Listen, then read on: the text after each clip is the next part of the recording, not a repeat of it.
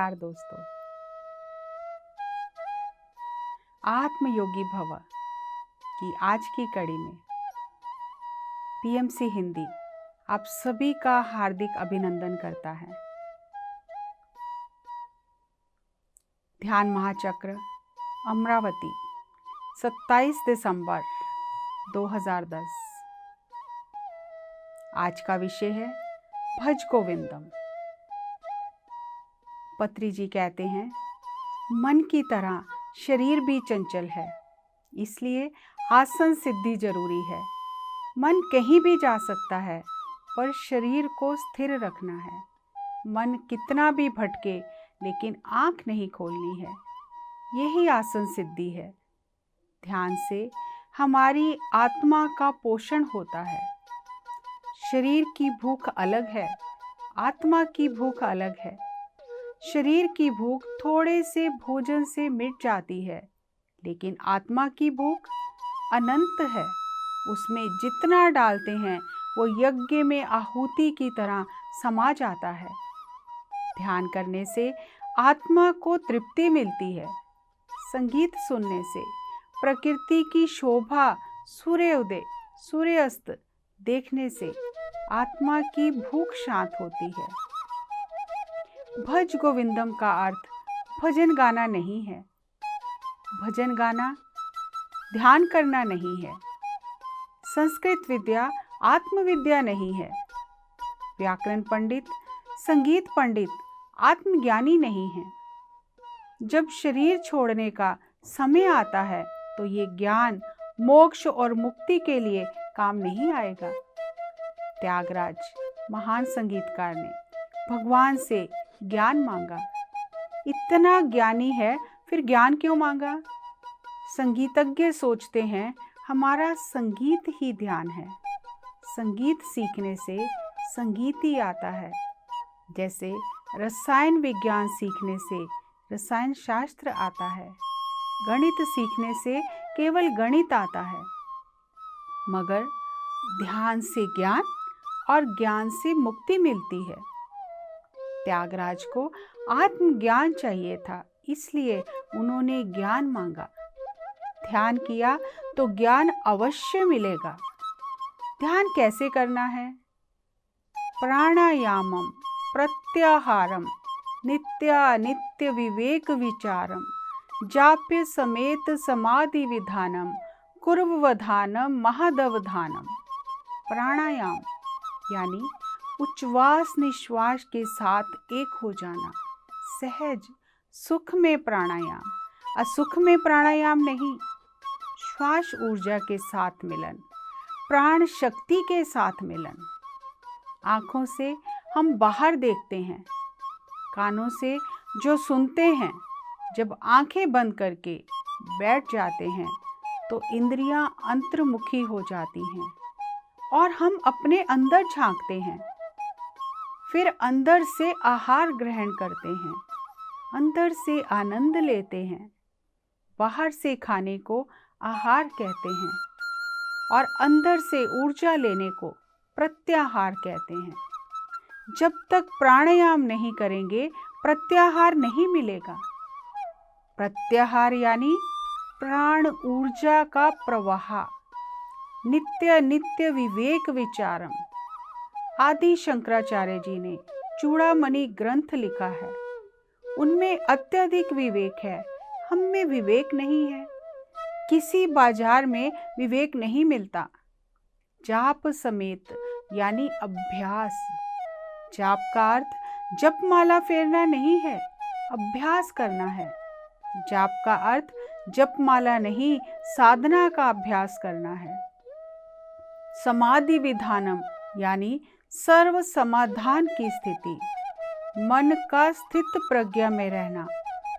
अंतर समाधि से बाहर समाधि आती है।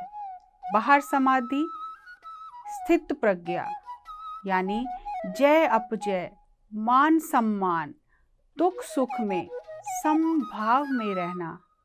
अगर अंदर समाधि नहीं तो बाहर समाधि मुश्किल है। प्रतिदिन ध्यान अभ्यास करना है। जैसे संगीत का अभ्यास करते हैं, निरंतर ध्यान अभ्यास करना है। सर्व समाधान स्थिति तब प्राप्त होती है, अर्थात मन हमेशा संतुलित रहता है। अंतर समाधि स्थिति होने से बाहर स्थित प्रज्ञा प्राप्त होती है। जब जन्म के बारे में कुछ नहीं जाना और मृत्यु के बारे में भी कुछ नहीं जाना, तो समय आने पर जब ये स्थिति आएगी, उस समय कैसे रहना है ये पता नहीं चलेगा। जन्म यानी आत्मा का शरीर में प्रवेश करना, मृत्यु अर्थात आत्मा का शरीर छोड़ देना। जब ध्यान में हम ये सब जान लेते हैं, तभी जन्म और मृत्यु के समय स्थित प्रज्ञा में रह सकते हैं। ध्यान अभ्यास करने से ऐसी समाधि स्थिति आएगी। किसका अभ्यास करना है? प्राणायाम। उससे क्या मिलेगा? प्रत्याहार। प्रत्याहार से जो मिलेगा वह नित्य नित्य विवेक है, और नित्य नित्य विवेक से ही समाधि विधान आएगा। हर दिन इसका अभ्यास करना है। आदि शंकराचार्य जी ने हमें एक ही श्लोक में सब ज्ञान दे दिया है। आइए इसे थोड़ा विस्तार से समझते हैं। सुख में प्राणायाम, असुख में प्राणायाम नहीं। यदि हमारा शरीर ही आरामदायक स्थिति में नहीं, तो हम ध्यान कैसे करेंगे? इसलिए सुख में प्राणायाम। शरीर को तनाव में रखकर रीढ़ की हड्डी सीधी करके बैठना है, बिल्कुल नीचे जमीन पर आसन लगाना है, तो ये सुख में प्राणायाम नहीं है। इस स्थिति में हम ज़्यादा देर बैठ ही नहीं सकते, तो ध्यान क्या करेंगे? ध्यान करने के लिए स्थिति बिल्कुल आरामदायक होनी चाहिए। आप कुर्सी पर बैठ सकते हैं, आप सोफे पर बैठ सकते हैं, आप पलंग पर बैठ सकते हैं। ध्यान का विधान ये है कि हमें हाथों को इस तरह से क्रॉस कर लेना है, पैरों को इस तरह से क्रॉस कर लेना है और आंखें बंद कर लेनी है, चश्मा उतार लेना है। क्यों? ये विज्ञान है, ऊर्जा का विज्ञान है। हमें अपनी इंद्रियों को अंतर्मुखी करना है। जो बाहर की दुनिया में हमारी इंद्रियां दौड़ रही हैं, थोड़ी देर बाहर जाने के द्वार बंद करके हमें इंद्रियों को अंतर्मुखी करना है। अब इंद्रियों को अंतर्मुखी करके फिर क्या करना है? फिर हमें अपनी सांसों के साथ एक हो जाना है। प्राणायाम करना यानी सांसों को तेज धीरे करके, सांसों की गति को बदल के प्राणायाम नहीं है। सहज स्वाभाविक सरल सांसों के साथ एक हो जाना, सांसों के साथ मिलन, विश्व शक्ति के साथ मिलन ही प्राणायाम है। जिस तरह शरीर की मांसपेशियों को बनाने के लिए व्यक्ति मेहनत करता है, अभ्यास करता है, उसी तरह मन को शांत करने के लिए भी, मन को स्थिर करने के लिए भी और शरीर को स्थिर करने के लिए हमें प्रतिदिन अभ्यास करना है।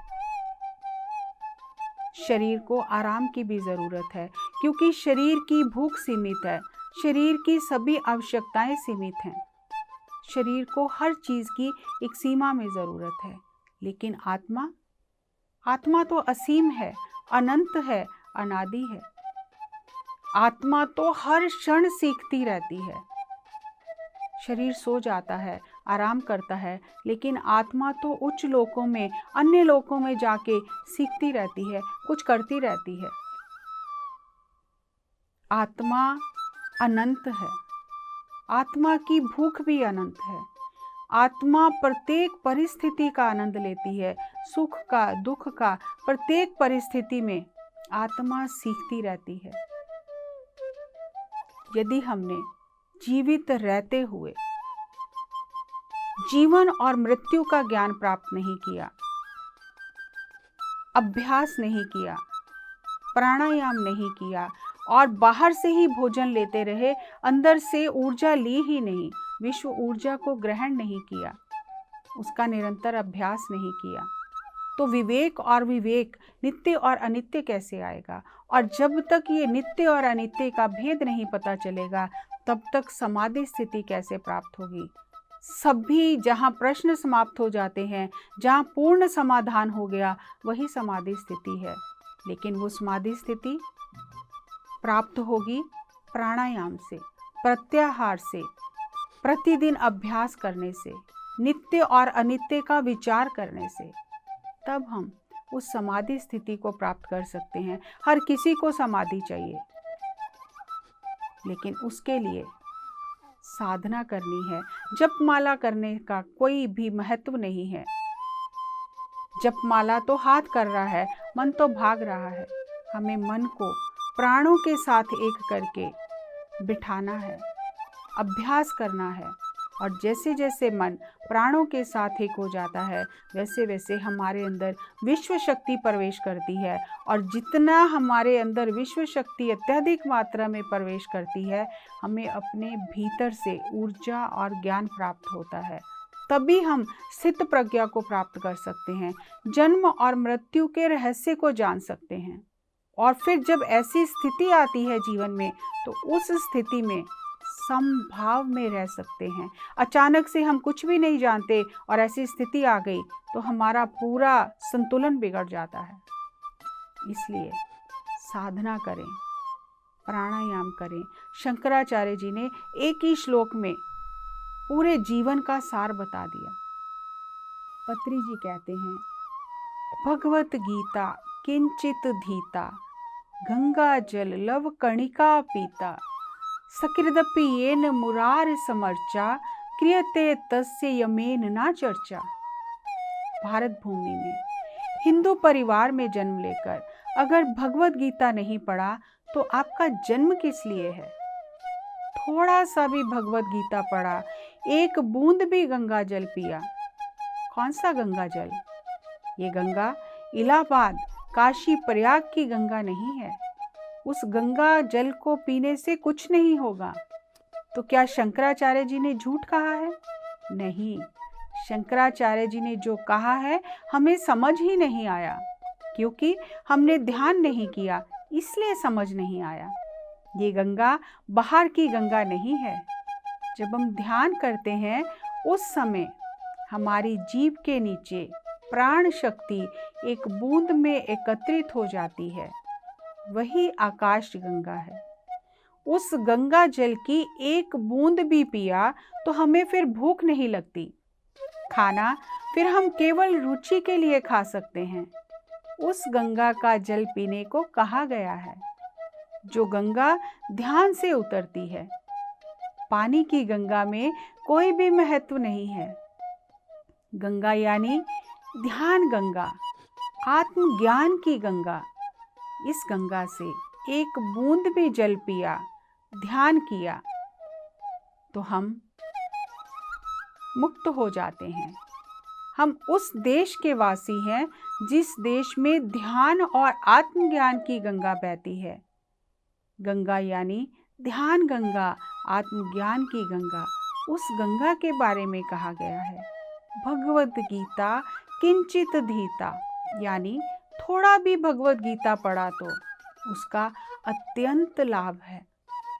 सकृदपि येन मुरार समर्चा, कृते तस्य यमेन ना चर्चा। जो माया का भेद किया है, माया अर्थात मृत्यु। मृत्यु एक माया है, मृत्यु तो है ही नहीं। जिसने ये जान लिया वह आत्मज्ञानी है। उस आत्मज्ञानी से ज्ञान सुना तो आपका जन्म धन्य हो जाएगा। भगवत गीता के 2 श्लोक भी पढ़ा तो आकाश गंगा से जो 2 बूंद जल भी पिया तो, बुद्ध या शंकराचार्य से 2 बात भी किया तो जन्म बदल जाएगा। जो ये तीनों काम करता है, जब वह शरीर को छोड़कर जाता है तो उसके साथ उच्च लोकों में कोई चर्चा नहीं की जाती। जो ध्यान, स्वाध्याय और सज्जन सांगत्य करता है, जब वह शरीर छोड़कर जाता है तो उच्च लोकों में कोई भी उससे चर्चा नहीं करता। क्यों? क्योंकि वह जीवन में उत्तीर्ण हो गया है। जो अनुत्तीर्ण होता है उससे पूछा जाता है कि उसने ये तीनों काम क्यों नहीं किए।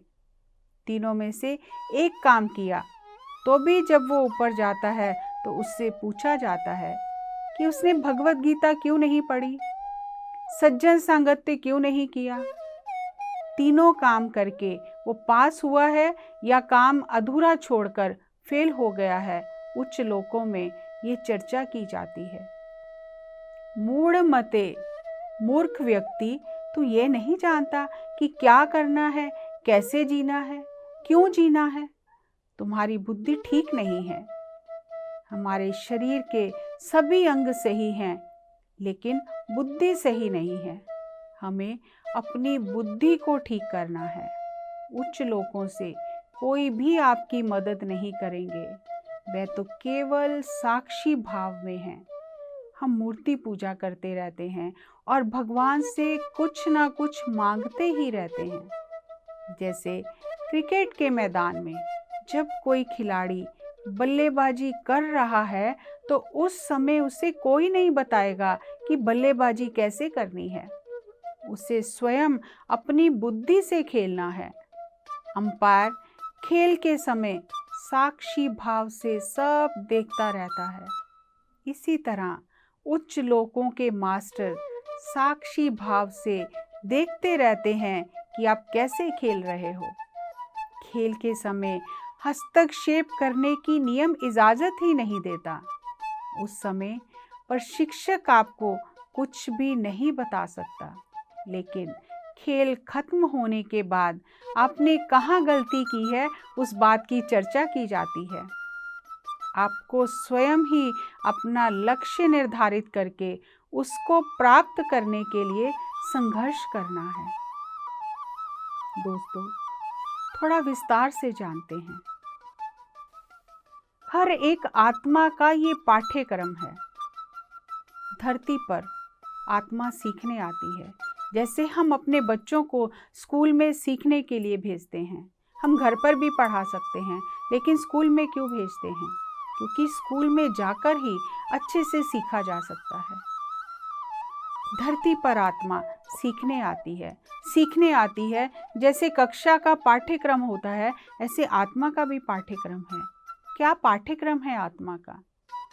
शंकराचार्य जी ने हमें एक श्लोक में बता दिया, भज गोविंदम में बता दिया, लेकिन हमें तो उतनी संस्कृत आती नहीं, हमारे अंदर उतनी बुद्धि नहीं है कि हम उस श्लोक में लिखे हुए गूढ़ रहस्य को खोल सकें या समझ सकें। पत्री जी ने हमारे लिए वो काम और आसान कर दिया। हमारी भाषा में हमें बिल्कुल सरल और सहज शब्दों में बता दिया कि आत्मा का पाठ्यक्रम क्या है। हर एक आत्मा को 3 विषय धरती पर आकर पढ़ने ही पढ़ने हैं, उसमें कोई छूट नहीं है, और तीनों विषयों में पास होकर यहाँ से जाना है। वो 3 विषय क्या हैं? ध्यान, दूसरा स्वाध्याय और तीसरा सज्जन सांगत्य।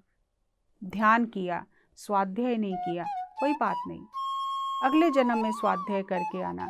ध्यान भी किया, स्वाध्याय भी किया, सज्जन सांगत्य नहीं किया, कोई बात नहीं, फिर जाओ, फिर सीख कर आओ, फिर अगले जन्म में सीख कर आना। क्योंकि जब तक तीनों विषयों में हम पास नहीं हो जाते, हम दूसरी कक्षा में नहीं जा सकते।